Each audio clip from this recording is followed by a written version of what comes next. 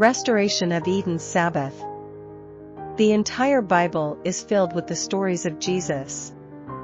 The everlasting gospel is the good news for sinners, that a sinner regains eternal life, which was lost, through our idiousness by faith in Jesus Christ. Therefore, righteousness by faith is a very important subject for our salvation. If this is the case, how does this subject relate to the restoration of Sabbath?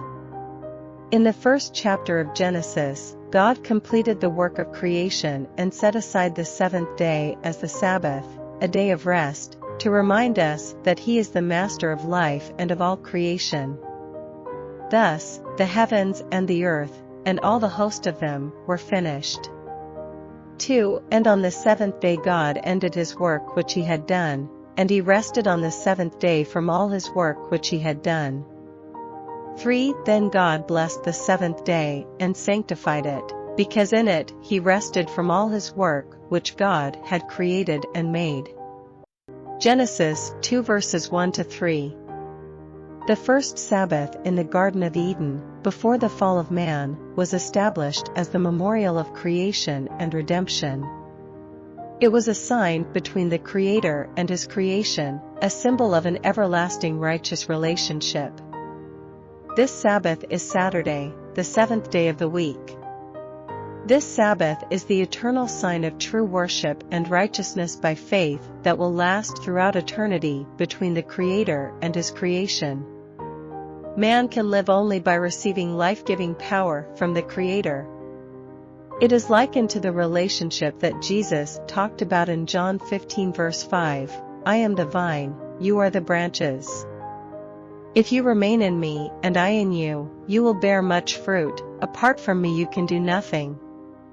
This is the relationship that God's people have with their Creator, and this relationship is righteousness by faith.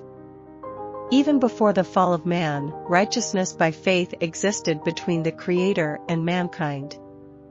This righteousness is holiness, love, life, light, and being like God. See Thoughts from the Mount of Blessing, 18. Sabbath is the covenant made by God with mankind from the beginning, in which He vowed to maintain a love relationship with man throughout eternity, as man puts his faith in the Creator as his Maker. It signifies that they acknowledge and accept that they are His creatures, made by Him. However, being misled by Satan's deception, men doubted God's love and their faith relationship became broken, they lost their righteousness. There is no rest for sinners who have lost sight of the righteousness of God. However, the gospel is the greatest news for sinners as they can be restored into the righteousness of God by believing in Jesus Christ. God's command, which says in Exodus 20 verse 8, remember the Sabbath day by keeping it holy, means to remember the Sabbath that they had in the Garden of Eden in Genesis 2 verses 1-3. This commandment is a promise that, through Jesus Christ, the Sabbath of the Garden of Eden will be restored. Jesus Christ came to restore to humanity the righteousness of God which was lost through sin. Sinners can only rest and be restored in the righteousness of God through faith in Jesus.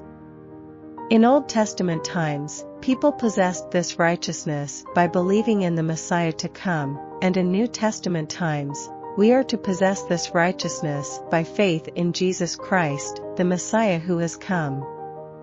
But in order to keep the Sabbath holy, men must themselves be holy. Through faith, they must become partakers of the righteousness of Christ.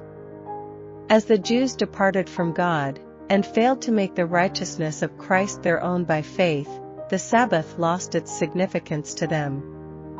The Desire of Ages, 283. God's Sabbath, which was, from the beginning, established as a commemoration of creation, was kept by Adam in the Garden of Eden, and even after the fall, our forefathers kept it by faith. And this Sabbath, which had been distorted by legalistic Jewish Pharisees, was restored to its true meaning by the Lord of the Sabbath, Jesus Christ. The Sabbath was also kept by Paul and the Apostles and early Christians. This Sabbath was changed by papal powers, see Dan 7:25, and it will be restored by the remnant offspring of the woman, those who keep the commandments of God and the testimony of Jesus, Revelation 12 verse 17, and it will be kept forever, even in heaven. See Isaiah 66 verse 23. The word Sabbath literally means a day of rest. However, a sinner whose heart is dominated by sin cannot have true rest.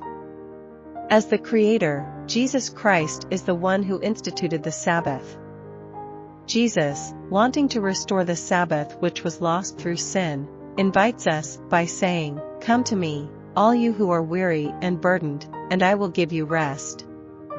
Take my yoke upon you and learn from me, for I am gentle and humble in heart, and you will find rest for your souls. For my yoke is easy and my burden is light." Matthew 11 verses 28 to 30. This yoke that Jesus is giving us is the law of love that was established in Eden through the Sabbath. This love belongs to God, the Lord of the Sabbath. All the commandments are kept in connection with the Creator, and in the Sabbath commandment, all commandments are linked. How can we take the yoke of Jesus and keep the law of love? It is when we accept Jesus Christ as our personal Savior and are born again that we receive the law of Jesus' love, which is the law of the new covenant. This is the law of love, which is easy and light, that Jesus places upon us. The law and love are interconnected. Love is life, and this life gives us the strength to obey God's word. Therefore, obeying the word of God is done through the power of that love, and not by our human strength. This is righteousness by faith, and here we find true rest. Therefore, John said the following, "Everyone who believes that Jesus is the Christ is born of God, and everyone who loves the Father loves his child as well." This is how we know that we love the children of God, by loving God and carrying out his commands. In fact, this is love for God, to keep his commands. And his commands are not burdensome. 1 John 5 verses 1 to 3.